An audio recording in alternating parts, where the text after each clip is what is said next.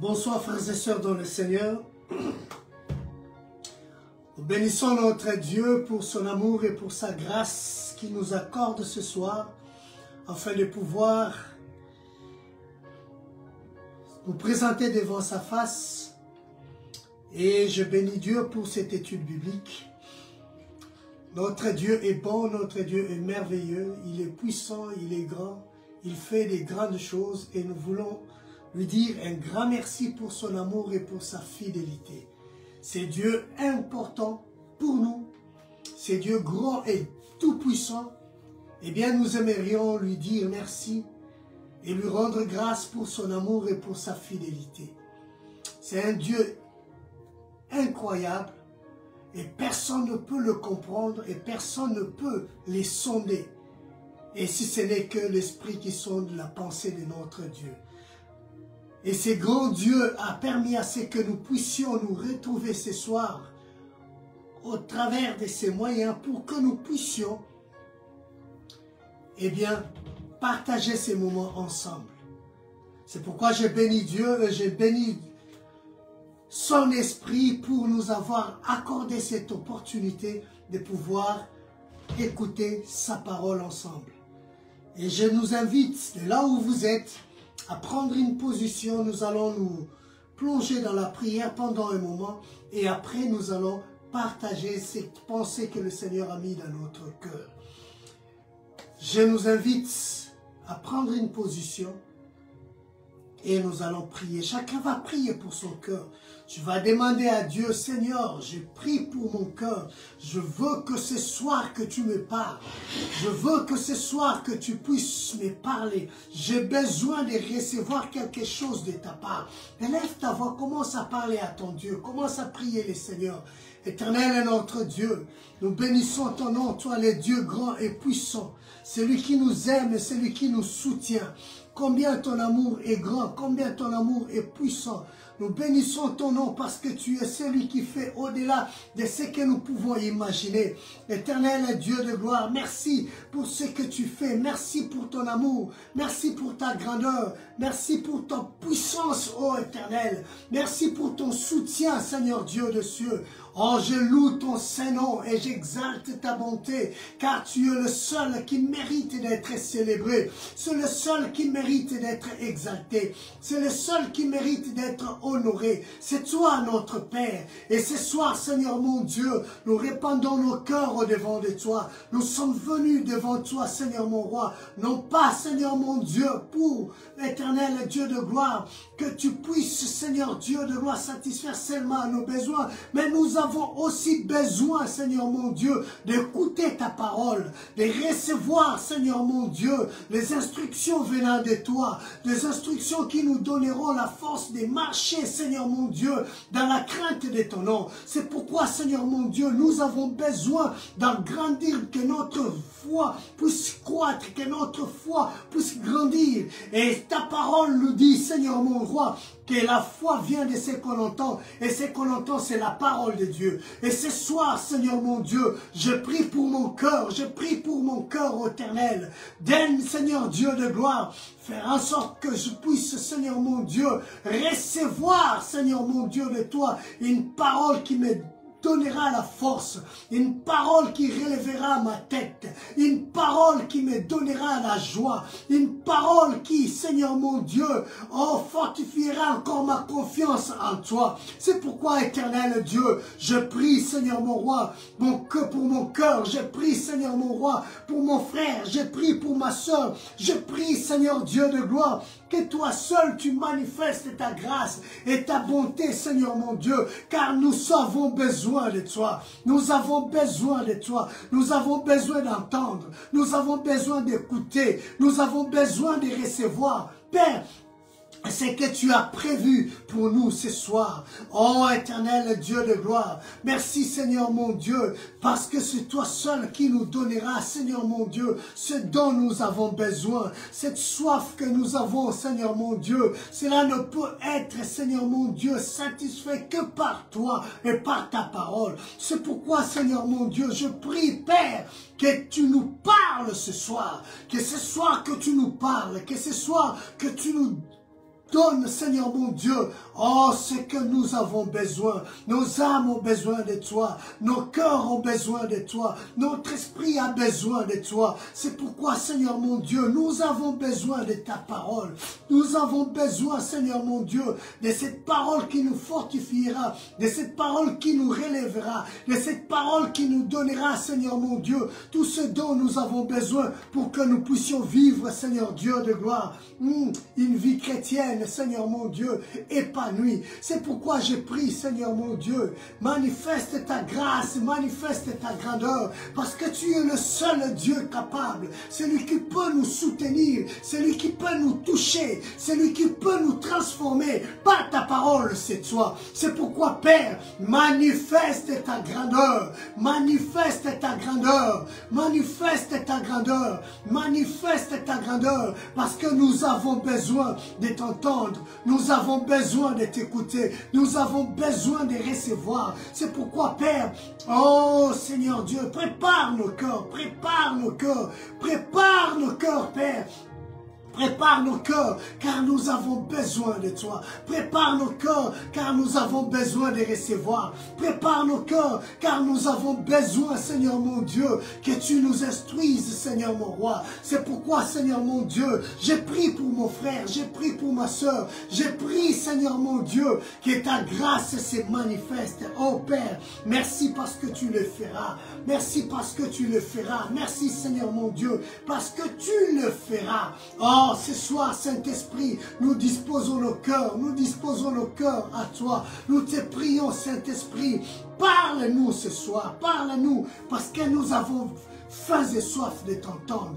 Parle-nous, Saint-Esprit, parce que nous avons faim et soif de toi. C'est pourquoi, Seigneur mon Dieu, je ne veux pas développer, Seigneur mon Dieu, les choses selon moi. Je ne veux pas non plus parler selon mes pensées. Mais j'aimerais que toi seul, tu puisses nous diriger, Seigneur mon roi.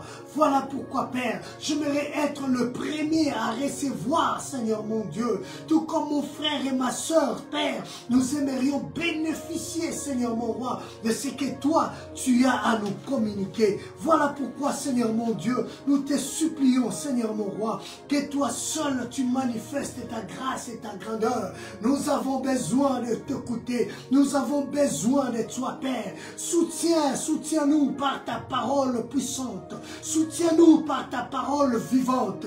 Soutiens-nous par cette parole qui nous communiquera, Seigneur mon Dieu, ce dont nous avons besoin. Oh, merci Père, parce que tu es le Dieu vivant, tu es le Dieu grand, tu es le Dieu incomparable. Alléluia. Gloire et honneur reviennent qu'à toi, parce que tu es notre force, parce que tu es notre soutien, parce que tu es notre abri, oh Dieu de cieux. Nos cœurs ont faim et soif de toi, Père. Nos cœurs ont faim et soif de toi. C'est pourquoi, Père, parle-nous ce soir, car nous avons besoin de toi. Glorifie ton nom éternel, parce que tu es notre soutien. Alléluia. Merci Père. Merci Père. Ce temps t'appartient, Saint-Esprit. Parle-nous parce que toi, tu as des choses à nous communiquer. Et nous avons besoin de t'écouter, Père. Merci parce que tu les feras. Oh, que l'honneur et la gloire reviennent qu'à toi, Seigneur Dieu de gloire. Merci, Seigneur mon Dieu, pour ton amour et pour ta grâce. Prends le contrôle de ces temps. Dans le nom de Jésus. Amen. Que le nom du Seigneur soit béni. Shalom, shalom à tous. Et shalom à vous qui êtes connectés ce soir. Eh bien, nous rendons grâce à notre Dieu parce que ce soir, il a encore des choses à nous communiquer. Je bénis Dieu pour votre présence et je crois fermement de tout mon cœur que ce soir, le Seigneur a quelque chose, le Saint-Esprit a quelque chose à nous communiquer. Eh bien, j'aimerais vous inviter à prendre vos Bibles, à prendre vos cahiers, parce que ce soir, nous allons encore étudier la parole de Dieu ensemble. Je vous salue et je salue tous ceux qui nous suivent partout dans le monde. Nous vous disons shalom, shalom, que la grâce et la paix de Dieu soient avec vous. Que le nom du Seigneur soit glorifié. Alléluia. Eh bien, ce soir, j'aimerais que nous puissions parler parler sur les fruits. Pas n'importe quel fruit, mais les fruits du Saint-Esprit. Les fruits du Saint-Esprit. Je ne sais pas si le temps permettra ce que nous puissions parler de tous les fruits, mais nous ferons le nécessaire de parler du maximum, en fait, des fruits, parce qu'il y en a 9. Eh bien, je nous invite à prendre nos Bibles dans le livre des Galates. Galates, chapitre 5, et nous lirons à partir du verset 22. Galates, chapitre 5, le verset 22 et jusqu'au verset 23.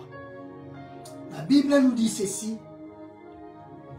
Mais le fruit de l'esprit, c'est l'amour, la joie, la paix, la patience, la bonté, la bénignité, la fidélité, la douceur, la tempérance. La foi n'est pas contre ces choses. Ceux qui sont en Jésus ont crucifié la chair avec les passions et ses désirs. Je vais revenir sur le verset 23. La Bible dit: la loi n'est pas contre ces choses. La loi n'est pas contre ces choses. Eh bien, frères et sœurs, le Seigneur nous parle des fruits. Il nous parle des fruits. Eh bien, le fruit de l'esprit, pas n'importe quel fruit, mais les fruits de l'esprit. Frères et sœurs, si nous montons un peu plus haut, vers le chapitre 16, nous allons voir, la Bible nous parle de marcher selon l'esprit. Et vous n'accomplirez pas les désirs, et vous marchez selon l'esprit, et vous n'accomplirez pas les désirs de la chair. Frères et sœurs, parce que la chair a ses désirs qui sont contraires aux désirs de notre Père.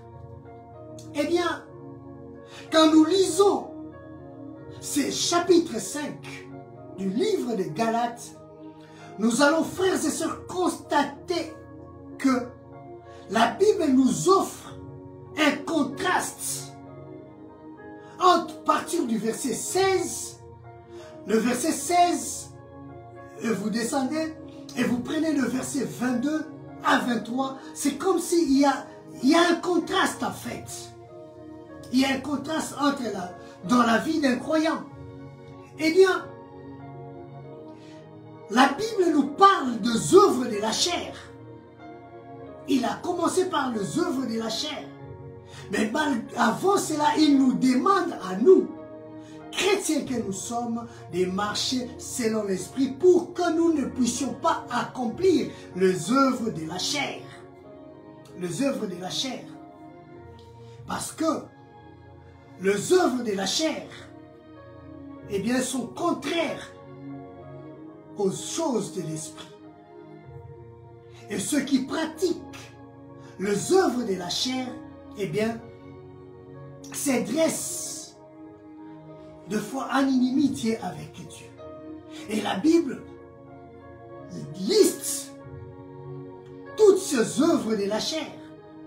La Bible nous parle de l'impudicité, de l'impureté, de la dissolution, de la magie, de l'inimitié, des querelles. La Bible nous parle de l'animosité, nous parle de division, nous parle des sectes, de l'envie, il nous parle des l'ivrognerie. La Bible nous parle des choses semblables en fait, des excès de table. Et il nous dit, il nous prévient pour nous dire que nous devons marcher selon l'esprit pour ne pas accomplir toutes ces choses que nous venons d'énumérer. Pour que nous ne puissions pas accomplir ces choses, eh bien nous devons marcher selon l'esprit. Et aujourd'hui, ce ne sont pas ces choses qui nous intéressent. Ce qui nous intéresse, c'est le fruit de l'esprit. c'est-à-dire l'opposé de l'œuvre de la chair ou des œuvres de la chair. On trouve dans les fruits que le Saint-Esprit produit en nous un mode de vie qui est différent du mode de vie charnel. C'est pourquoi la Bible nous encourage à voir ces fruits, parce que ces fruits attesteront notre différence, montrera notre différence entre ceux qui marchent selon la chair et ceux qui marchent selon l'esprit. Celui qui manifeste les fruits de l'esprit en nous, eh bien, ou celui qui cultive les fruits, ces fruits en nous, eh bien, c'est le Saint-Esprit. Et l'Esprit est celui qui manifeste ces fruits dans la vie d'un enfant de Dieu. Et surtout que nous sommes des enfants de Dieu, eh bien, nous sommes appelés, frères, à produire ces fruits. Les fruits et les dons du Saint-Esprit et les dons sont tous issus du Saint-Esprit. Le Saint-Esprit donne le don dans 1 Corinthiens, eh bien 12, le même esprit est celui qui fait croître en nous les fruits de l'esprit. Frères et sœurs, si le même Saint-Esprit est celui qui donne les dons, les fruits, et le même Saint-Esprit, celui qui produit en nous, fait croître en nous les fruits de l'esprit, eh bien, si Dieu a permis et veut que nous puissions avoir et les dons et les fruits, parce que Dieu sait que tu peux avoir les dons, mais si tu n'as pas de fruits, eh bien, ça serait différent, ça serait difficile pour que les gens puissent croire à tes dons. Les dons et les fruits dans la vie d'un enfant de Dieu doivent marcher ensemble.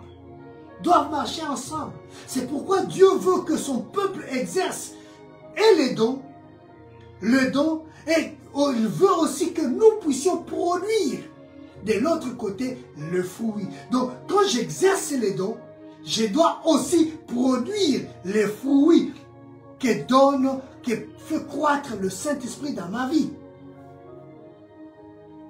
Parce que pour avoir les fruits, on ne fournit, pour avoir les dons, on ne fournit aucun effort parce que c'est le Saint-Esprit qui donne. C'est le Saint-Esprit qui donne les fruits.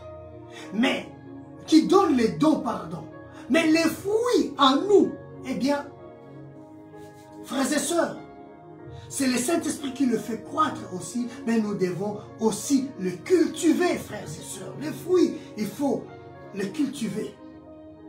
Ces fruits apparaissent à l'issue d'un processus progressif et qui nécessite, frères et sœurs, d'être cultivés. Donc, retenons que le fruit de l'esprit, c'est un processus qui nécessite d'être cultivé dans notre vie en tant que chrétien. Parce que le fruit a un caractère permanent. Le don n'a pas un caractère permanent. Parce que dans 1 Corinthiens chapitre 13, la Bible nous dit, à partir du verset 8, nous allons remarquer que la Bible nous dit que les dons cesseront. Le parler en langue cesseront. Mais l'amour continuera. Donc, nous avons intérêt, frères et sœurs, à chercher, à cultiver les dons. Pendant que nous pratiquons les fruits, pardon, pendant que nous pratiquons les dons, eh bien, nous devons chercher aussi à cultiver les fruits de l'esprit. Les fruits de l'esprit. Parce que le fruit est permanent et les dons sont temporaires. Les dons sont temporaires, frères et sœurs. Les dons sont temporaires. Eh bien, frères et sœurs, puisque dans notre vie chrétienne, le Saint-Esprit veut, Dieu veut que nous puissions produire les fruits parce qu'il sait pourquoi, frères et sœurs. Il sait pourquoi. Et nous allons voir petit à petit où nous allons avancer, pourquoi Dieu veut que nous puissions cultiver, avoir le fruit de l'Esprit en tant que son enfant, ses enfants en tant que chrétiens dans ces mondes. Parce que le don, comme je l'ai dit, les dons, c'est le Saint-Esprit qui les donne. On ne fournit aucun effort et c'est lui qui donne. Mais les fruits de l'Esprit dont la Bible nous parle, eh bien, c'est un processus que nous devons mettre en place pour que ça soit cultivé en nous. Et la Bible va plus loin pour dire que la loi n'est même pas contre ces choses. Si la loi de Dieu n'est pas contre ces fruits, c'est que Dieu veut que nous puissions, eh bien, partager ou parler de ces fruits. Avoir ces fruits. Eh bien, les fruits de l'esprit, l'apôtre Paul les catégorise en 9. Il y en a 9. Il y a 9 fruits de l'esprit. Eh bien, le premier de ces catégories dont nous parle la Bible, eh bien, la Bible dit, c'est l'amour. L'amour. L'amour. Waouh. Le premier, c'est l'amour. Frères et sœurs, lisons d'abord Jean chapitre 13, le verset 34. Jean chapitre 13, le verset 34 à 35. Écoutons ce que la Bible nous dit. Jean 13, 34 à 35. La Bible nous dit ceci, frères et sœurs. La Bible nous dit ceci. Je vous donne un commandement nouveau. Soulignez bien, un commandement nouveau. Aimez-vous les uns les autres comme je vous ai aimé. Vous aussi aimez-vous les uns les autres. À ceci, tous, retenons bien le verset 35. À ceci, tous connaîtront que vous êtes mes disciples si vous avez de l'amour les uns envers ou pour les autres. Aimez-vous les uns les autres. Waouh! Aimez-vous les uns les autres. Nous avons reçu un commandement nouveau. Frères et sœurs, il est primordial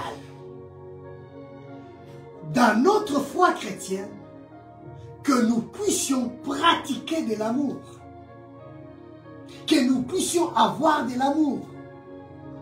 Pourquoi? Parce que l'amour, c'est un commandement, comme nous dit la Bible. Un commandement nouveau. Ce n'est pas une option à prendre ou à laisser, mais c'est un commandement. Et quiconque ne pratique pas l'amour, eh bien, en tant que chrétien ou en tant qu'enfant de Dieu, eh bien, cette personne-là n'est pas obéissant. Il n'obéit pas au maître. Il n'obéit pas au maître. Si nous ne pratiquons pas l'amour, nous ne sommes pas obéissants à notre maître. Nous n'obéissons pas au commandement de notre maître. Parce que le maître nous dit que je vous donne un commandement nouveau. Donc l'amour dans notre vie chrétienne, eh bien, retenons-le, frères et sœurs, n'est pas une option. Parce qu'une option, tu peux ne pas le prendre, ne pas la prendre, eh bien, ça ne changera rien dans ton forfait. Ça ne changera rien dans le forfait que tu as. Mais le commandement, c'est une obligation. Tu dois l'avoir. Tu dois l'avoir. Tu dois l'avoir. C'est obligatoire. Frères et sœurs, l'amour, c'est un commandement et non une option. Si nous ne nous aimons pas les uns les autres, eh bien, nous n'obéissons pas à notre Seigneur Jésus-Christ. À notre Seigneur. Il dit que je vous donne un commandement nouveau. Dans un certain sens, ces commandements est au-dessus. C'est au-dessus des autres commandements. Ces commandements, frères et sœurs, ils résument et englobent tous les autres. Ça résume et ça englobe tous les autres. Remarquons, frères et sœurs, Moïse nous a donné 10 commandements. Et quand nous entrons dans le judaïsme, nous avons à peu près 6 à 13 autres commandements. Mais, en ce qui concerne notre Seigneur Jésus-Christ, il a laissé qu'un seul commandement. À part d'aimer Dieu, il a laissé un, quand même aimer Dieu, c'est toujours l'amour. Il a laissé qu'un seul commandement, frères et sœurs. Il nous dit d'aimer les uns, de nous aimer, pardon, les uns les autres. De nous aimer les uns les autres.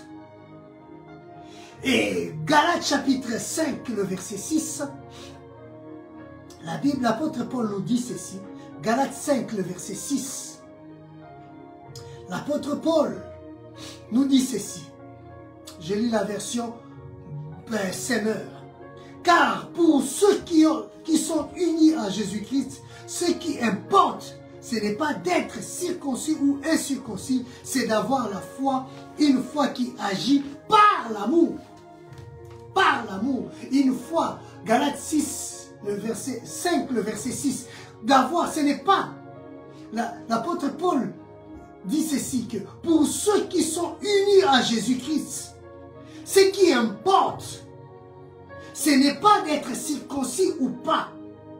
Ce n'est pas d'avoir la foi, mais une foi qui agit par l'amour. Par l'amour. Quand tu as la foi, mais si ta foi n'agit pas selon l'amour ou par amour, eh bien, cela n'a pas d'importance. Pourquoi? Parce que tu dois démontrer ta foi par le preuve. Et ces preuves-là, ce sont des preuves d'amour. Une foi qui n'est pas accompagnée de preuves d'amour, eh bien, c'est une foi morte. Morte. Une foi qui agit par amour. Par amour, frères et sœurs. Et l'apôtre Paul continue en disant, toute la loi est accomplie dans une seule parole. C'est le verset 14, toujours dans Galates chapitre 5. Le verset 14, la Bible dit ceci, que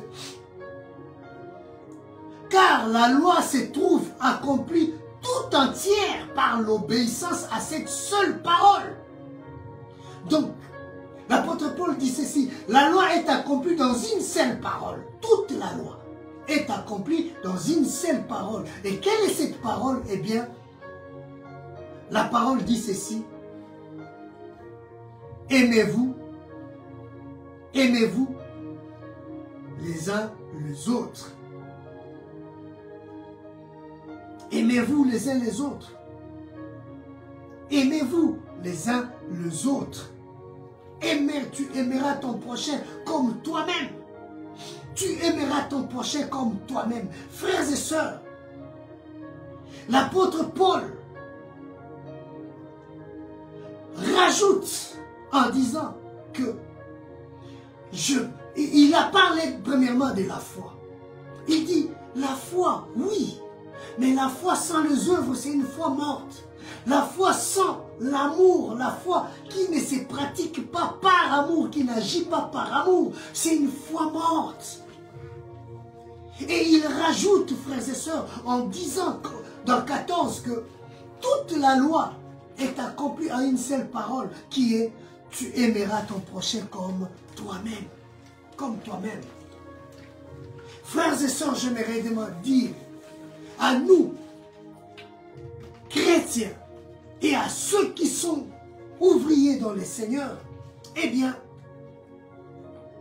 pour accomplir l'œuvre de Dieu, pour accomplir l'œuvre de Dieu ou être au service du Seigneur, il est important, frères et sœurs, de prendre en considération, de prendre en compte, eh bien, cet aspect de l'amour dans tous les domaines de notre vie.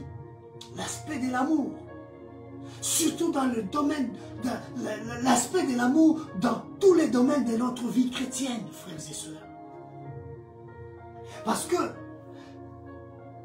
c'est ce qui fera la différence. C'est ce qui fera la différence, frères et sœurs, entre ceux qui appartiennent. Parce que quand nous lisons dans Jean chapitre 13 que nous venons de lire, eh bien, la Bible dit ceci que en ceci, à ceci, tous reconnaîtront que vous êtes mes disciples. Eh bien, si nous appartenons à notre Dieu, si nous nous disons que nous sommes ses disciples, si nous nous disons que nous sommes ses ouvriers, nous travaillons pour lui, frères et sœurs, nous ne devons pas négliger cet aspect d'amour. Ces fruits que nous devons cultiver. Nous ne devons pas négliger cet amour. Parce que c'est cet aspect-là qui fera en sorte que les autres nous identifient comme étant les disciples du Seigneur. C'est cet aspect-là qui fera en sorte que nous puissions toucher les autres par notre comportement et par ce que nous faisons. Ce que nous faisons. Et notre service, notre vie sera différent. Différent. Nous accomplirons l'œuvre du Seigneur différemment, frères et sœurs, si nous agissons par amour. Parce que l'œuvre du Seigneur ne se fait pas par compétition. Et la vie chrétienne ne se vit pas par compétition non plus. Non. Nous devons, notre foi doit agir par amour. Par amour. Par amour. 1 Timothée chapitre 5. 1 Timothée chapitre 5. 1 Timothée chapitre 5. Le verset, chapitre 1, pardon. 1 Timothée chapitre 1, le verset 5 à 6. 1 Timothée chapitre 1, le verset 5 à 6. La Bible dit ceci. Le but de cet avertissement est de veiller l'amour. Un amour venant d'un cœur pur, d'une bonne conscience et d'une foi sincère. Sincère, frères et sœurs. Le but de cet avertissement, le but de ces enseignements, le but de vouloir cultiver les fruits de l'esprit, c'est de réveiller en nous l'amour. Un amour qui vient d'un cœur pur, pas un amour superficiel des lèvres, pas un amour émotionnel, mais un amour qui vient d'un cœur pur, un amour sincère, qui vient d'une foi sincère, et un amour qui a une bonne conscience, frères et sœurs. Alors, pourquoi l'apôtre Paul nous avertit-elle? Pourquoi il utilise de tels termes pour dire quel est le but ultime et légitime de tout ce que nous faisons ou de tout ce que nous sommes? Eh bien, c'est de pratiquer tout simplement de l'amour. Pas un amour superficiel, mais un amour qui vient réellement du cœur. Quand je t'appelle mon frère, quand je t'appelle ma soeur, c'est que ça vient réellement du fond de mon cœur. Et je le dis avec amour. Et ma conscience est sincère. Pourquoi? Parce que je ne t'appellerai pas frère pour que derrière toi que je vienne te poignarder dans le dos. Non, cet amour-là ne vient pas du cœur. un amour qui vient du cœur, un amour qui est sincère, eh bien, on le voit, on sait le voir. Par ses agissements, on sait les voir. Frères et sœurs, notre vie chrétienne et notre amour, notre service en tant qu'ouvriers ou enfants de Dieu, nous devons l'éprouver par l'amour, un amour sincère, frères et sœurs. Un amour sincère. Pourquoi, frères et sœurs, nous disons cela? Parce que dans certains endroits, frères et sœurs, il est difficile de faire venir quelqu'un à l'église. C'est difficile de faire venir quelqu'un à l'église. C'est difficile de vouloir chanter des cantiques avec des gens. C'est difficile. Mais l'amour que tu témoignes, l'amour que tu pratiques en toi, peut faire en sorte que, même si pour parler de Dieu, c'est difficile, mais la manière dont tu vis ta foi, cette foi agissant avec amour, et pas n'importe quel amour, d'un amour sincère qui vient purement du cœur, eh bien, touchera le cœur des gens et sera un moyen d'évangélisation pour toi et pour le Seigneur. Rien que ton comportement, c'est pourquoi la Bible dit que nos sœurs qui ont des maris qui ne sont pas chrétiens, eh bien, elles peuvent gagner leur mari rien que par leur comportement, c'est-à-dire par l'amour qu'elles dégagent en elles. Et c'est cet amour-là peut toucher le cœur. Et les gens peuvent venir au Seigneur. Venir au Seigneur. Frères et sœurs, la nature de cet amour, eh bien, voyons un peu la nature de cet amour. Quand on parle de l'amour, on a, dans sa nature, on a au moins 4 sortes d'amour. Nous avons l'amour éros. Cet amour-là est pour le couple, pour le marié. Nous avons l'amour storge. On parle de l'affection, particulièrement de l'affection familiale, de l'attachement familial, de l'amour fraternel, de l'amour que nous avons entre les membres de la famille. Et troisièmement, nous avons l'amour philéo, l'amour phila. C'est de l'amitié. À part l'amour phila, nous avons un 4e, c'est l'amour agapé. L'amour agapé, cet amour qui exprime un amour pur et durable. C'est un amour qui émane de Dieu, qui est issu de Dieu. C'est cet amour qui témoigne que nous appartenons au Seigneur. Que nous appartenons au Seigneur, frères et sœurs. Vous pouvez lire à la maison 1 Pierre chapitre 2, le verset 22 jusqu'au verset 23. 1 Pierre chapitre 2, 1 Pierre chapitre 1, pardon, à partir du verset 22 jusqu'au verset 23. 1 Pierre 1, 22 à 23. Vous pouvez lire à la maison. Et vous pouvez lire aussi 1 Jean chapitre 4, le verset 7 à 8. 1 Jean chapitre 4, le verset 7 à 8.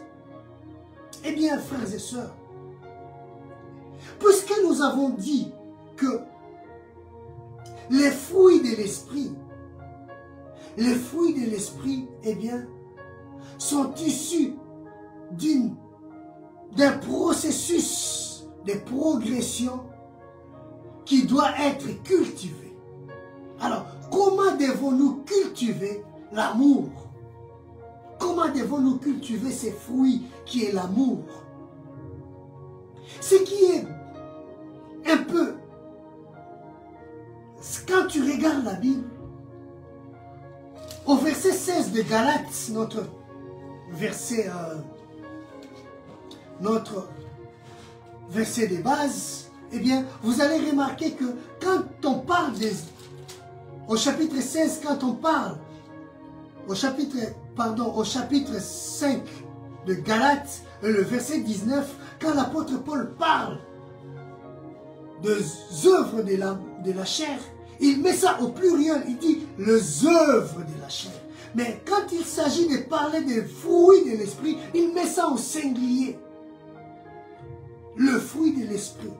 C'est-à-dire tous ces fruits. Vous allez remarquer que tous ces fruits n'ont qu'une seule racine. C'est l'amour. C'est l'amour. Donc c'est l'amour qui est à la base de tout le reste des fruits qui sont cités au chapitre 5, le verset 22 jusqu'au verset 24. Alors, comment cultivons-nous l'amour? Comment pouvons-nous cultiver l'amour? Ces fruits de l'esprit. Eh bien, il y a 4 principes que nous devons noter. 4 principes que nous devons noter pour cultiver de l'amour. Eh bien, le premier principe que nous devons noter est tout simplement qu'il n'y a qu'une sorte d'amour qui n'est possible que, cet amour-là, pardon, est possible que si nous sommes nés de nouveau. Eh bien, pour cultiver cet amour, il faut premièrement être né de nouveau. C'est ça le principe, le premier principe, frère. Cet amour agapéo, c'est un amour qui vient de Dieu. Et pour cultiver cet amour-là, cet amour durable, cet amour qui vient de Dieu, eh bien, il faut naître de nouveau. Il faut naître de nouveau, frères et sœurs. Tout être né de Dieu doit manifester cet amour. Parce que le Saint-Esprit, eh bien, dépose en nous cet amour. C'est difficile, frères et sœurs. Nous pouvons vivre l'amour. Nous pouvons vivre l'amour éros, storge, l'amour phila. Mais pour avoir l'amour agapé, c'est l'amour qui vient de Dieu. Qui vient de Dieu. Et cet amour-là, pour vivre et cultiver cet amour, il faut d'abord être né de Dieu. Être né de Dieu. C'est pourquoi, frères et sœurs, il est important, si nous nous considérons comme étant enfants de Dieu, eh bien, nous devons vivre l'amour. L'amour, frères et sœurs. L'amour. 1 Pierre, chapitre 1, le verset 22 que nous avons lu. Par votre obéissance à la vérité, vous avez purifié, vous êtes votre être afin d'aimer sincèrement vos frères et sœurs. Aimez-vous donc ardemment les uns les autres de tout votre cœur. De tout votre cœur. Donc retenons le premier principe pour cultiver cet amour, il faut d'abord être né de nouveau, c'est-à-dire naître de Dieu. Naître de Dieu. Et le deuxième principe pour cultiver cet amour, eh bien, l'amour. Cet amour-là est déversé en nous par le Saint-Esprit. Pour cultiver cet amour, eh bien, nous devons être disposés à les recevoir du Saint-Esprit. C'est le Saint-Esprit qui déverse en nous l'amour du Père. Le Saint-Esprit déverse en nous l'amour dans nos cœurs. Romains chapitre 5, le verset 5. Écoutons ce que la Bible nous dit. Or, notre espérance ne risque pas de tourner à notre confusion, car Dieu a versé son amour dans notre cœur par le Saint-Esprit qu'il nous a donné. Donc le deuxième principe, frère, nous devons chercher et comprendre que je peux cultiver cet amour, Romains chapitre 5, le verset 5, que par le Saint-Esprit. C'est le Saint-Esprit qui déverse en nous l'amour de Dieu dans notre cœur. Et c'est cet amour de Dieu qui fera en sorte que nous puissions aimer les autres. Que nous puissions aimer les autres.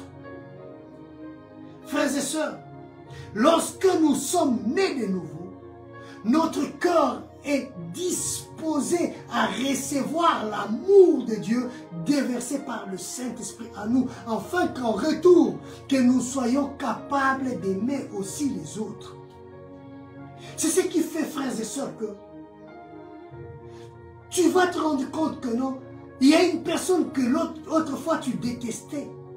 Mais quand tu es venu au Seigneur, tu ne comprends plus que cette haine-là a disparu. Cette personne-là ne te dit plus absolument rien. Tu commences à l'aimer sans qu'on puisse te forcer. Pourquoi? Parce que Dieu a déversé son amour dans notre cœur par son esprit. C'est ça le deuxième principe. Pour cultiver l'amour dans notre cœur, dans notre vie, nous devons chercher le Saint-Esprit. Parce que c'est lui qui déverse à nous l'amour du Père. Troisième principe pour cultiver l'amour dans notre vie, eh bien, cet amour demande, pour cultiver l'amour dans notre cœur, ça demande la collaboration de notre volonté. La collaboration de notre volonté. Ah! L'amour agapé est basé sur la volonté. Frère, Dieu peut déverser son amour par son esprit dans notre cœur. Mais nous devons collaborer avec notre volonté pour que nous puissions aimer les autres. Frères et sœurs, il arrive des fois où ton cœur te dit, il faut pardonner, mais ta volonté te dit, non, je ne pardonnerai pas. Ton cœur te dit, il faut aimer, mais toi-même tu dis que non, je ne veux pas. Il m'a fait trop du mal, je ne peux pas. Eh bien, pour cultiver le fruit de l'esprit qui est l'amour, ça demande une collaboration avec notre propre volonté, frères et sœurs. On est tellement habitué à exprimer de l'amour émotionnel et physique. Eh bien, certaines personnes se demandent, ont du mal à admettre qu'il existe le vrai amour. Le vrai amour. On a du mal, frères et sœurs, parce qu'on est habitué à montrer de l'amour émotionnel, de l'amour qui vient de lèvres. Alors qu'à l'intérieur, nous luttons avec notre propre volonté. Le Saint-Esprit a déjà déversé l'amour du Père dans notre cœur. Mais nous sommes en train de lutter encore avec notre propre volonté. C'est pourquoi, frères et sœurs, nous montrons aux autres, nous donnons aux autres que de l'amour superficiel, de l'amour des lèvres, de l'amour émotionnel. Et quand ça tourne mal, eh bien, certaines personnes commencent à se poser des questions. Est-ce qu'il m'aimait vraiment? Est-ce que tout ce qu'il me disait, c'était vraiment de l'amour? Parce que on est en train de lutter, frères et sœurs, avec notre propre volonté.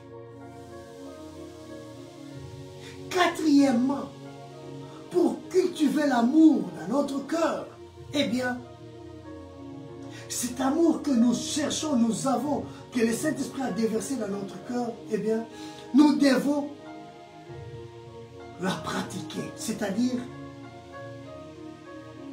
pratiquer l'amour, c'est aussi une façon de cultiver l'amour. On dit, les gens de ce monde disent, c'est en forgeant qu'on devient forgeron. Eh bien, en pratiquant l'amour, que nous cultivons aussi l'amour. À force d'aimer les autres, à force d'aimer les autres, eh bien, tu es en train de cultiver l'amour en toi.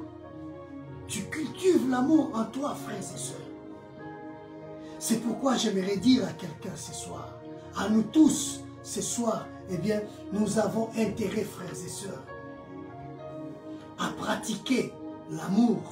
Parce qu'en pratiquant l'amour, eh bien, nous sommes en train de cultiver l'amour dans nos vies. Et l'amour pour les autres. Parce que cet amour-là fera en sorte que nous puissions, qu'on puisse nous reconnaître comme étant les disciples de Dieu, comme étant les ouvriers dans le corps du Christ. Et ça sera aussi un moyen d'évangélisation dans les endroits où nous avons du mal à inviter les gens à l'église. Eh bien, frères et sœurs, l'amour, c'est aussi prendre soin des autres et de chercher ce qu'il y a de mieux pour eux, sans vouloir retirer quoi que ce soit, sans vouloir attendre quelque chose de retour. Quand on parle de l'amour, c'est aussi vouloir chercher ce qui est bien pour les autres. Pas seulement ce qui est bien pour toi-même, mais ce qui est bien pour les autres. C'est ça l'amour, frères et sœurs. L'amour. L'amour. Le deuxième catégorie de fruits, eh bien, dont la Bible nous parle, c'est la joie. La joie, frères et sœurs. La joie. C'est-à-dire les sentiments de contentement basés sur l'amour. Waouh! C'est le sentiment de contentement. N'oublions pas, frères et sœurs, que l'être humain est composé de trois parties. On nous parle des corps, de l'âme et de l'esprit. Des corps, de l'âme et de l'esprit. Et chaque élément qui compose le corps humain, eh bien, trouve sa satisfaction différemment. Trouve sa satisfaction différemment.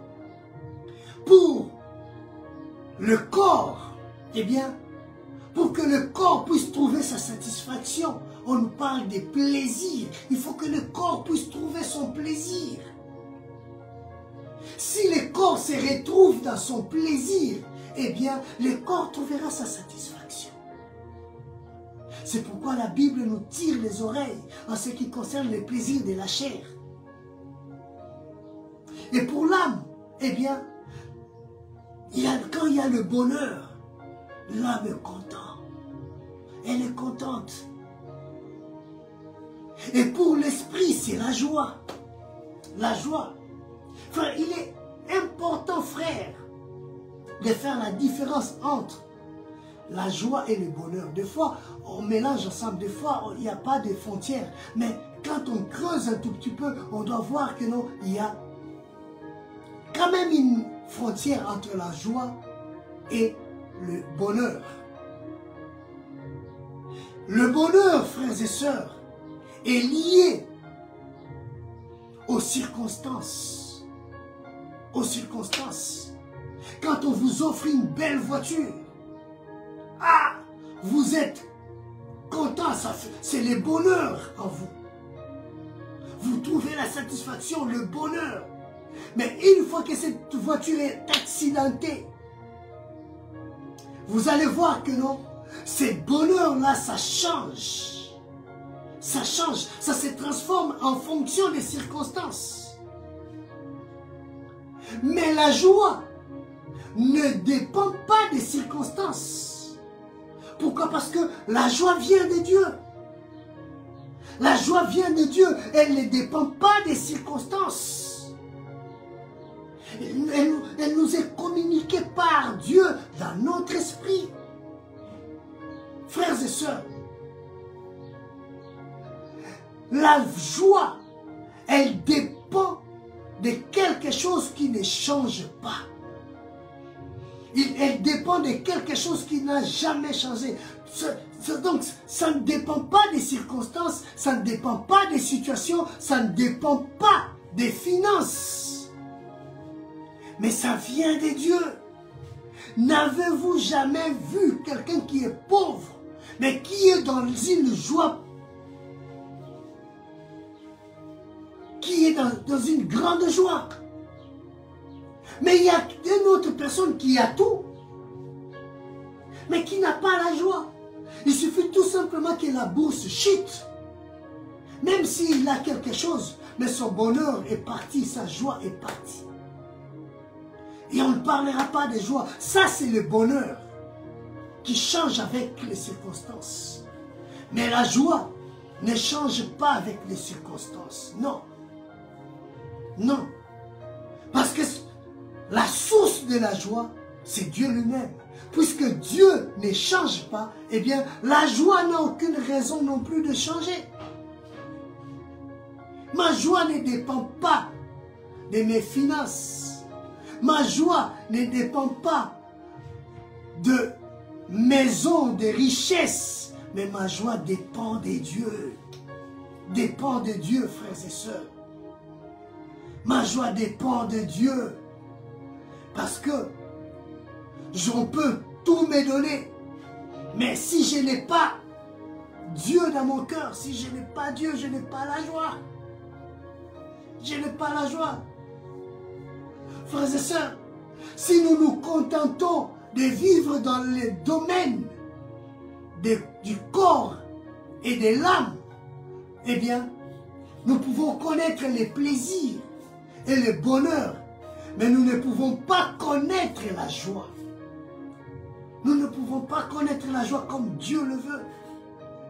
La joie n'a aucune origine. La joie n'a qu'une seule origine, pardon, c'est Dieu. C'est Dieu, frères et sœurs. La joie est le fruit d'une relation directe avec Dieu. C'est pourquoi on parle des sentiments de contentement que je possède ou que je ne possède pas les richesses. Je me contente de ce que Dieu me donne et je suis content. Je suis joyeux et je vis bien parce que je ne dépends pas du matériel. Ma joie ne dépend pas du matériel. Non. Non, frères et sœurs. Non. Ça ne dépend pas du matériel, mais ça dépend de mon Dieu. Et c'est là sur base de l'amour, frères et sœurs. Ma joie dépend de la grâce que Dieu m'accorde chaque jour, chaque matin. Ma joie dépend de la bénédiction de mon Dieu. Ma joie dépend des promesses. Des promesses de mon Dieu. Frère, évitons de vivre selon les circonstances. Parce que la joie, c'est le fruit direct d'une relation personnelle et constante avec Dieu. Sans cette relation, il est impossible, frères et sœurs, de connaître la vraie, je parle de la vraie joie. La vraie joie. La vraie joie. Lisons Psaume 43, le verset 4. Psaume 43, le verset 4. Écoutons ce que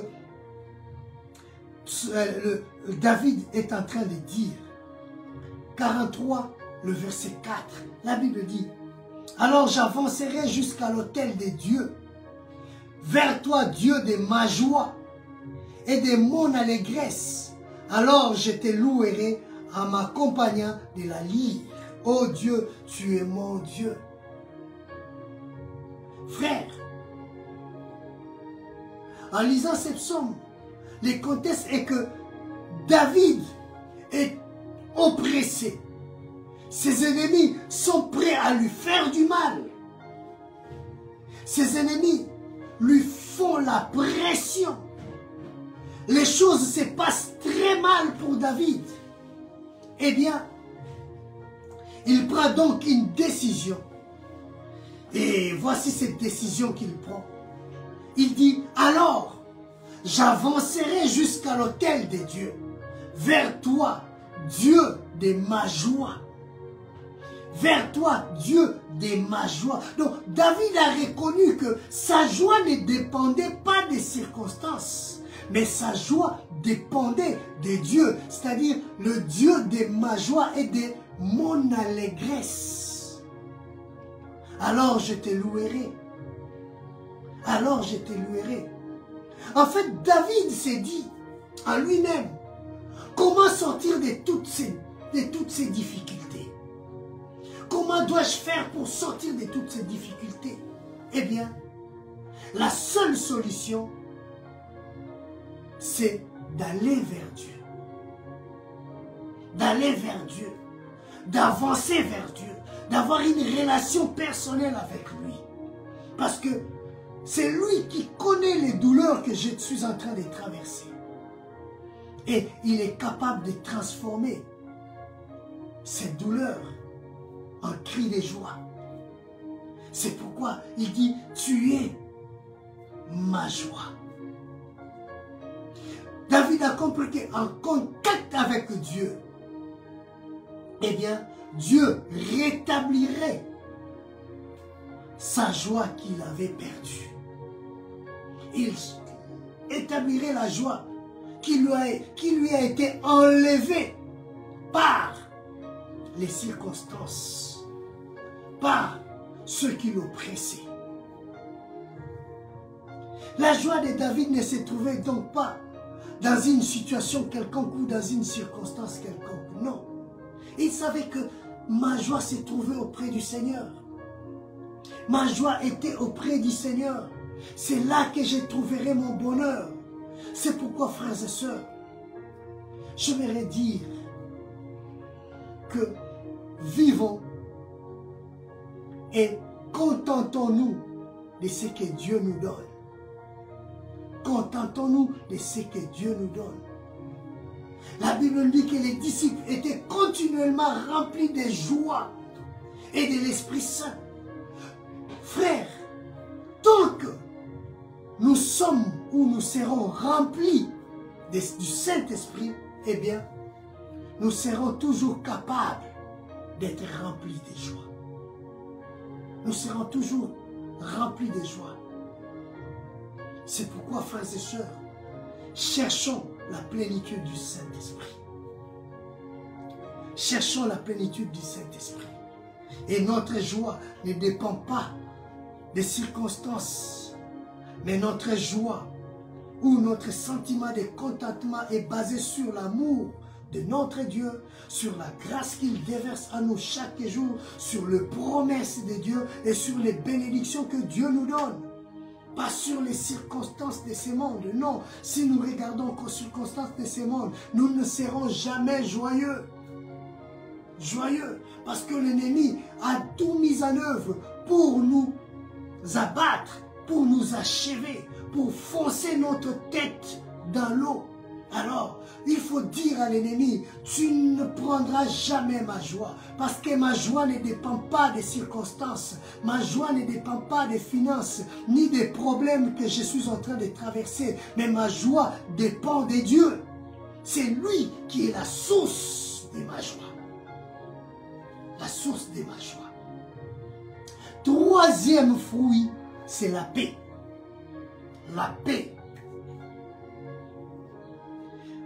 La quiétude du cœur.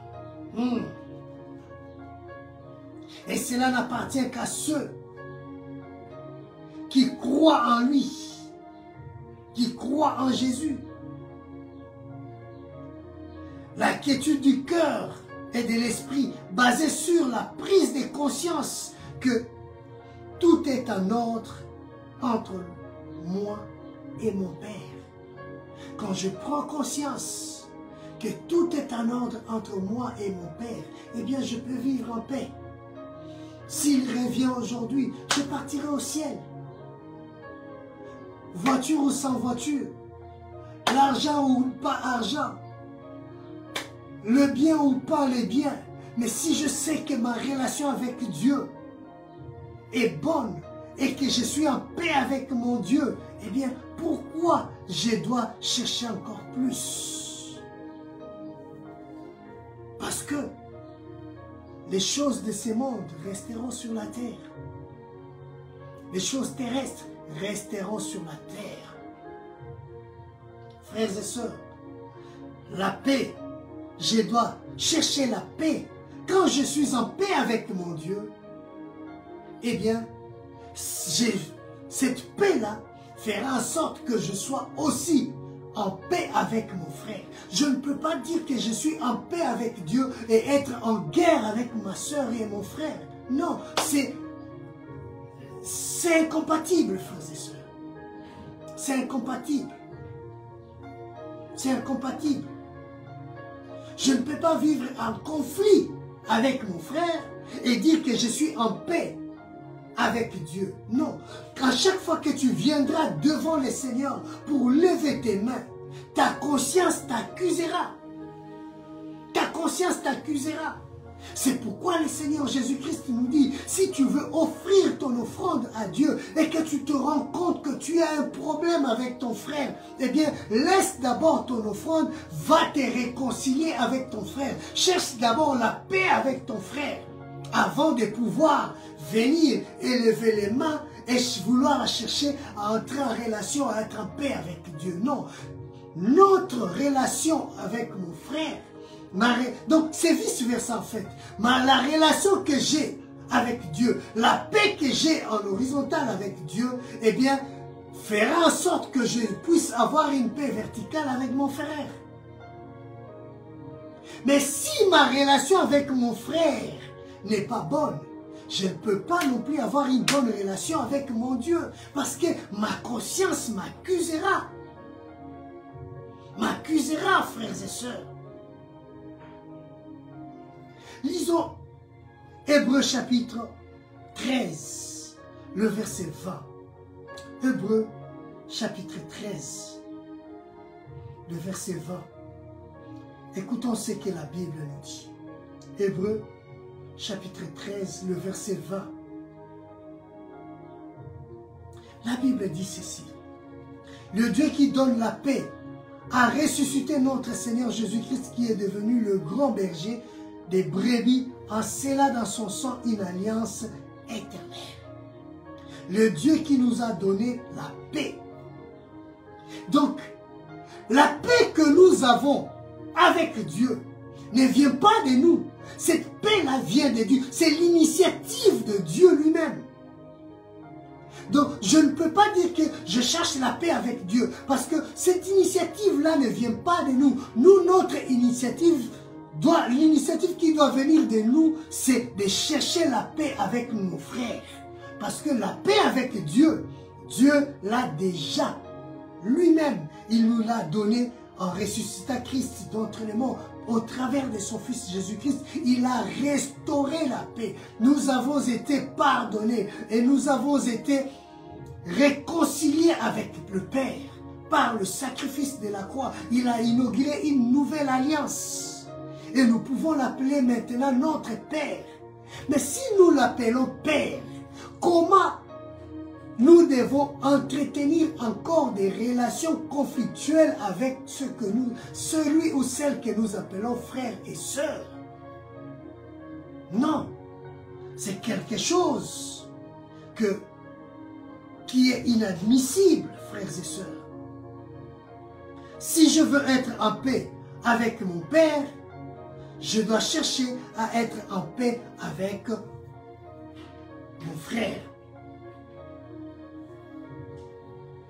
La Bible dit que le Dieu des paix vous rende lui-même entièrement saint et qu'il vous garde parfaitement l'esprit, l'âme et le corps pour que vous soyez irréprochables lors de la venue de notre Seigneur Jésus-Christ. Ça c'est Philippiens chapitre 1 Thessaloniciens chapitre 5 le verset 23. Lisons Philippiens chapitre 4 le verset 7. Philippiens chapitre 4 le verset 7.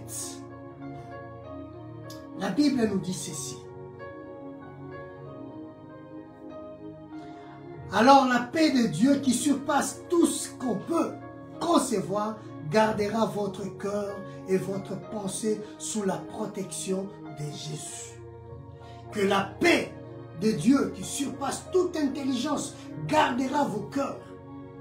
Frères, si la paix de Dieu demeure dans notre cœur, cette paix-là gardera nos cœurs. Et si nos cœurs sont gardés, nos pensées sont sous la protection de notre Seigneur Jésus-Christ, eh bien, nous allons chercher la paix avec tout le monde. Nous devons chercher la paix avec tout le monde.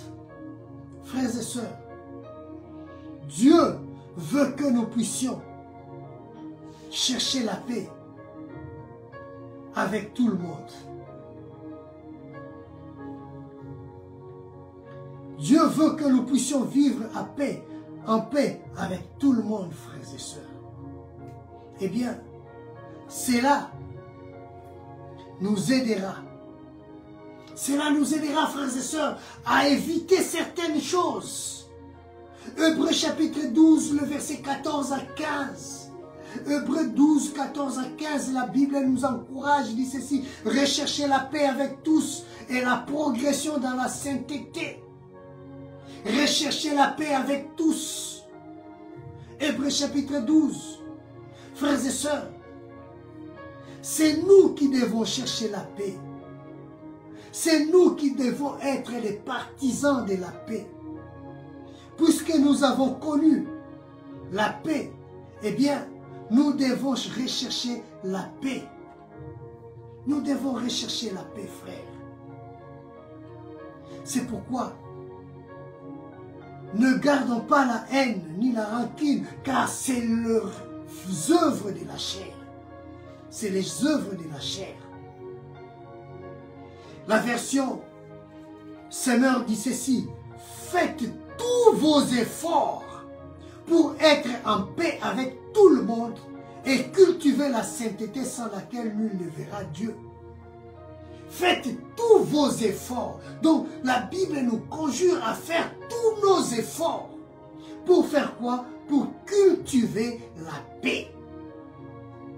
La paix, on la cultive. La paix, on la cherche. Et pour chercher et cultiver la paix, eh bien, il n'y a qu'une seule solution, qui est la parole de Dieu habite en vous abondamment. La parole de Dieu habite en nous abondamment. Cette parole fera mourir les œuvres de la chair et fera en sorte que nous puissions vivre la paix de Dieu et que nous puissions exprimer cette paix partout où nous serons, frères et sœurs. Que le Seigneur nous soutienne. Frères, remarquons ceci. La paix contribue aussi à la guérison.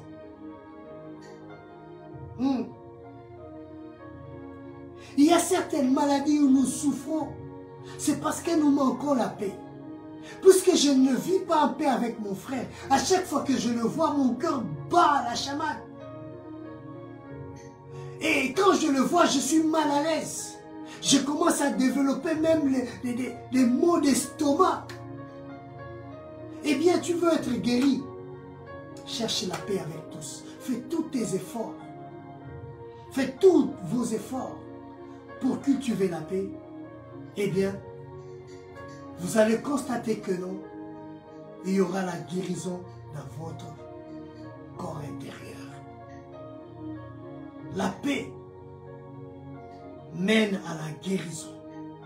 Dieu accorde la paix et ensuite il accorde quoi? La guérison. La guérison.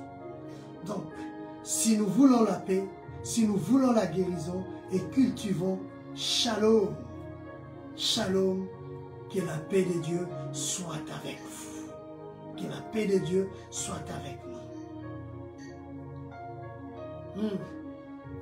La paix, si nous voulons la cultiver, eh bien, c'est écouter et obéir à la voix de Dieu.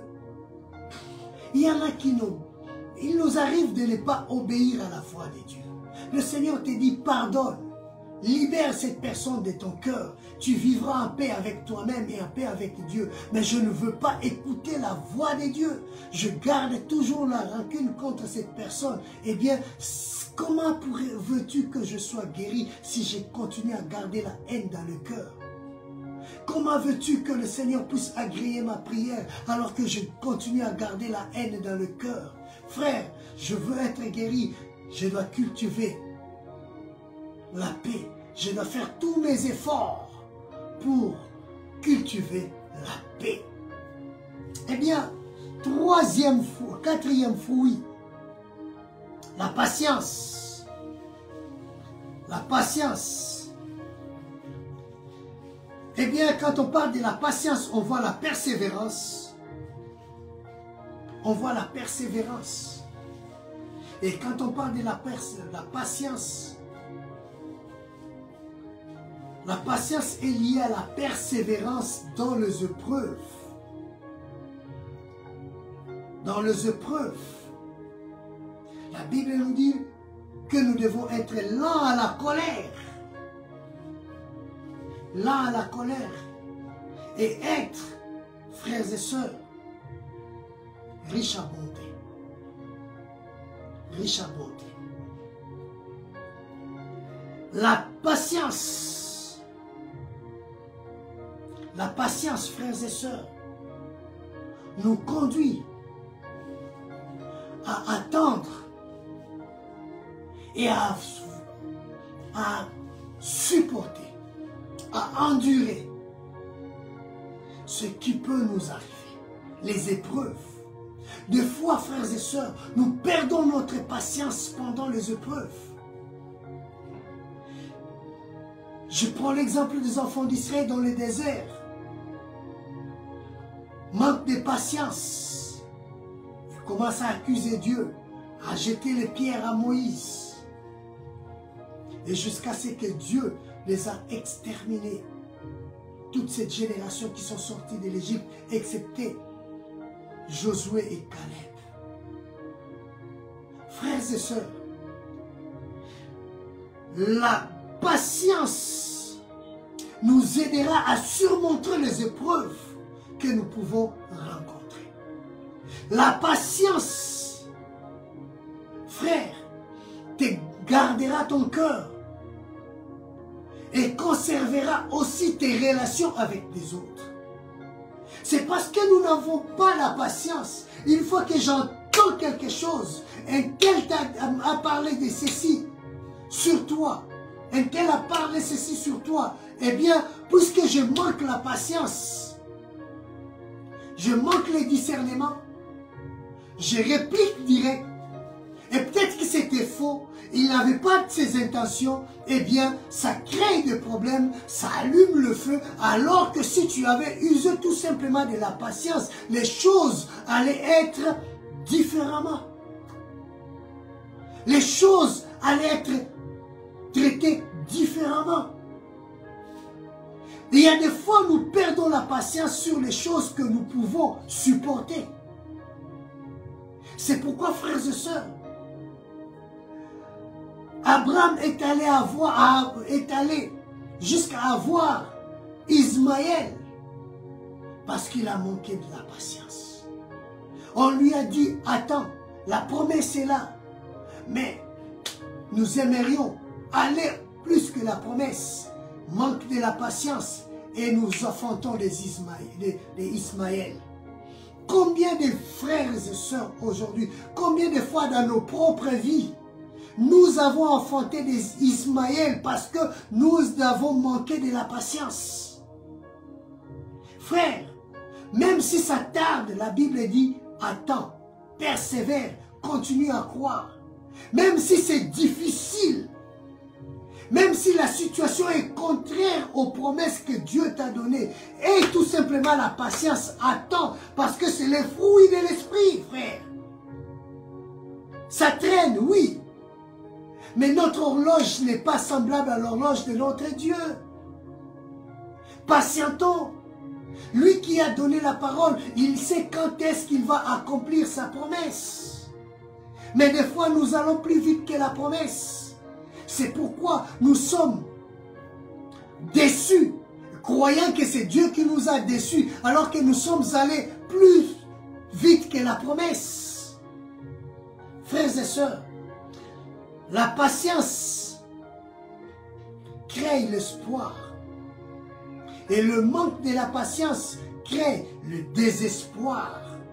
Le désespoir. Éphésiens chapitre 4, le verset 2. Éphésiens chapitre 4,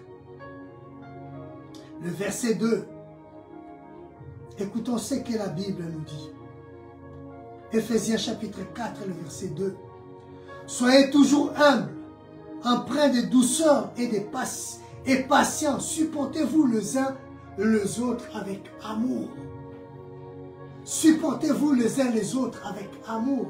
Donc, dans cette patience, le fruit de l'esprit, la patience, nous amène aussi à supporter mon frère, à supporter aussi ma soeur. Waouh! Donc, pour arriver à supporter l'autre, il faut user de la patience. Il faut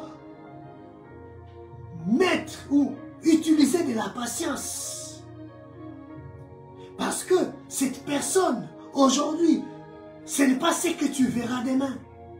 Ce que tu vois en lui aujourd'hui, ce n'est pas ce que tu verras en lui demain. Donc, il suffit tout simplement d'avoir de la patience. Dieu a usé de la patience. Il a utilisé de la patience pour toi et moi.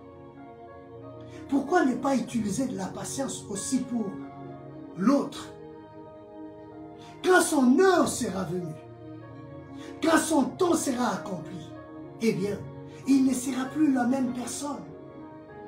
C'est juste lui accorder de la patience et laisser Dieu travailler en lui. Frères et sœurs, Dieu est bon. Dieu est bon. Eh bien, la quatrième ou cinquième, pardon, c'est la bonté. C'est-à-dire ne pas vouloir blesser l'autre, ni lui causer de la douleur. La bonté. Ne pas blesser l'autre. Ne pas chercher à causer la douleur dans le cœur de l'autre. Nous sommes toujours dans Éphésiens 4. Et lisons le verset 32, la Bible dit, « Soyez bons et compréhensifs les uns envers les autres. Pardonnez-vous réciproquement comme Dieu vous a pardonné en Christ. » Soyez bons et compréhensifs.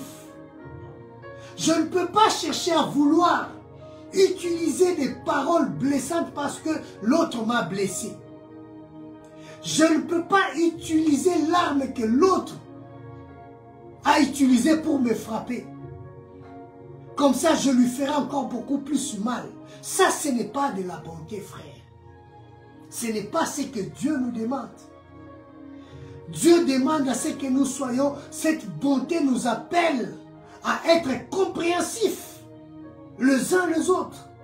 Et tout en étant compréhensif, quel que soit le mal, eh bien, je dois privilégier le pardon. C'est ça la bonté que Dieu cherche. Quand nous parlons, nous disons, Dieu, tu es bon, tu es bon, tu es bon. C'est parce que Dieu ne veut pas te blesser, ni te causer du tort, ni blesser ton cœur. Tout ce qu'il souhaite, c'est de te comprendre et préparer des bonnes choses pour toi, afin que tu sois bien traité. Il cherche à te comprendre. Dieu a toujours eu le temps de nous comprendre. Et dans sa bonté, il nous a pardonné et il continue à pardonner, frères et sœurs. Et c'est ce que la Bible nous demande, à notre tour, que nous puissions nous aussi user de la bonté envers les autres. Envers les autres. Colossiens chapitre 3. Colossiens chapitre 3. Le verset 12. Colossiens 3, 12. La Bible dit, « Ainsi, puisque Dieu vous a choisi pour faire partie du peuple saint et qu'il vous aime, revêtez-vous d'ardente bonté, de bienveillance, d'humilité, de douceur et de patience. » Revêtez-vous puisque Dieu vous a choisi. Eh bien, Dieu nous demande de nous revêtir de l'humilité, de la patience, de bienveillance, de la bonté envers les autres, frères et sœurs. Supportez-vous les uns les autres. Et si l'un a un sujet de se plaindre de l'autre, eh bien, pardonnez-vous les uns les autres, frères et sœurs. Pardonnez-vous. Pardonnez-vous. C'est pourquoi, frères et sœurs, Privilégions la bonté. Privilégions la bonté, frères et sœurs. Alors là, il est 30. Il nous reste combien? 3 ou 4. Eh bien, voyons rapidement comme ça. Je ne veux pas rentrer en détail, mais je vais parler rapidement. Il nous reste quoi? La bénignité, pardon. La bénignité, c'est l'amabilité. Eh bien, la bénignité, frères et sœurs, c'est-à-dire avoir du zèle pour la vérité et la justice. Détester le mal. Détester le mal. Avoir le zèle pour la bonté et la justice. Vous pouvez prendre comme verset, frères et sœurs, Luc chapitre 7, le verset 37 jusqu'à 50, l'histoire, vous allez les lire, vous allez la lire. Et vous pouvez aussi prendre Matthieu 21, 12 à 13. Frère, je dois arriver à corriger l'autre avec douceur. Parce que je le considère. J'exerce la justice avec douceur. Je ne réprimande, je ne rejette pas mon frère, mais je dois le prendre avec amour. 7e, c'est la fidélité. C'est-à-dire être ferme et inébranlable. Être loyal vis-à-vis d'une personne à laquelle, eh bien, on est unis par le lien de promesse. Être loyal vis-à-vis de la personne avec laquelle nous sommes unis par le lien de promesse. Le lien des promesses, frères et sœurs. C'est pourquoi j'aimerais nous dire, la fidélité dont nous parle ici, ce n'est pas seulement la fidélité avec Dieu, mais la fidélité envers nos frères et sœurs. Quand j'ai donné ma parole, je dois honorer ma parole. Quand je ne suis pas en mesure d'honorer ma parole, je dois venir humblement vers mon frère, vers ma soeur, pour lui dire, écoutez, j'avais promis, mais vu la situation, je ne peux plus. Être vrai, frère. Mais je ne peux pas continuer de promesse en promesse, sachant que je ne suis pas en mesure de les honorer. Ça, c'est du mensonge. Et la fidélité, frères et sœurs, c'est aussi dans l'engagement. C'est une marque de confiance et d'honnêteté, frères et sœurs. Si on a fait l'affaire, eh bien, je dois être fidèle dans mes paroles. Je dois être fidèle et respecter mes engagements avec mon frère et avec ma sœur. Je dois lui donner ce qui lui est dû. Je dois avoir confiance et être honnête par rapport à ce que nous faisons, frère. Je ne peux pas.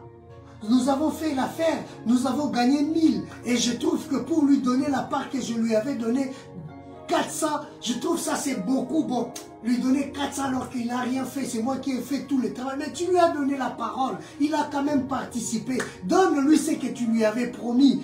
C'est ça la fidélité, c'est ça l'honnêteté. C'est pas parce que tu lui avais promis 400 et que tu as gagné 1000, tu trouves que 400 c'est beaucoup, alors je lui donne que 200. Non, frère. Donne-lui ces 400. C'est la fidélité, frères et sœurs. C'est l'honnêteté, ça fait partie de l'honnêteté, de la fidélité. 1 Timothée chapitre 6, le verset 12, vous pouvez lire à la maison. Et 2 Timothée chapitre 2, le verset 2 que vous pouvez lire à la maison. 8e, c'est la douceur. La douceur. Quand la colère monte, eh bien, nous devons arriver à nous maîtriser par la douceur. La douceur, frères et sœurs. Frères et sœurs, la Bible a dit, si l'un de vous s'est méconduit, corrigez-le avec douceur. Corrigez-le avec douceur. Combien nous sommes chrétiens Mais nous manquons la douceur, frères et sœurs. Dans notre bouche sortent que des paroles d'agressivité. Des paroles d'agressivité. Alors que la douceur, ça fait partie des fruits de l'esprit. Ça fait partie de la... Vous savez, frères et sœurs, il y a des problèmes, il y a certaines situations qui peuvent s'avérer grandes. Mais quand tu arrives devant quelqu'un, tu exposes la gravité de ton problème avec des paroles douces. Et il arrive à apaiser ton cœur. Et c'est que tu constatais, tu voyais que c'était gros. Et du coup, tu vois ça que non, ah bon, ça peut passer. Donc, même si aujourd'hui ça résiste, demain ça pourra passer. Et ça change directement la donne en toi. Une parole douce calme le cœur. Calme le cœur, frères et sœurs. Une parole douce, c'est apporter des solutions. C'est pourquoi, frères et sœurs, nous devons privilégier la douceur. La douceur. 2 Corinthiens chapitre 10, le verset 2 Corinthiens chapitre 10, le verset 1. Vous pouvez lire à la maison. À la maison, frères et sœurs. 9e, c'est la tempérance. C'est-à-dire maîtriser ses passions. Maîtriser ses désirs. Et maîtriser tout ce qui pouvait vous conduire. C'est-à-dire, c'est comme la maîtrise des soi, frères et sœurs. La maîtrise des soi. La tempérance. J'arrive à me maîtriser. J'arrive à surmonter. Frères, nous devons utiliser, chercher les fruits de l'esprit. Le temps est largement passé. Je pense que vous pouvez continuer cette étude à la maison. Que le Seigneur vous bénisse.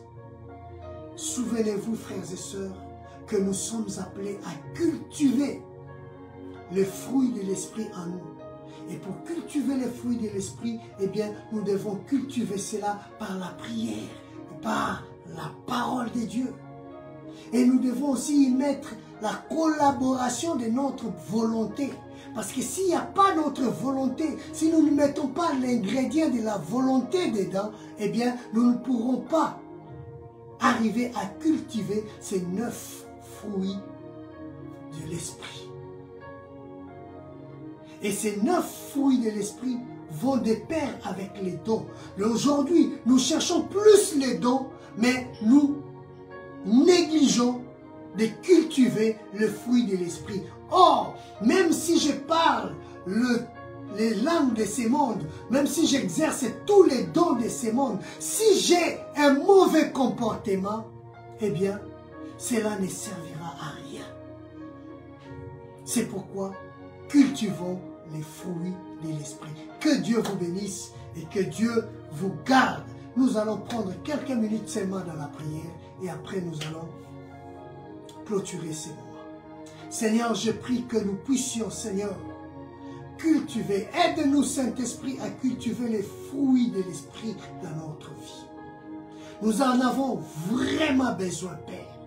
Tu connais nos cœurs, tu connais nos comportements, tu connais, Seigneur mon Dieu, nos vies.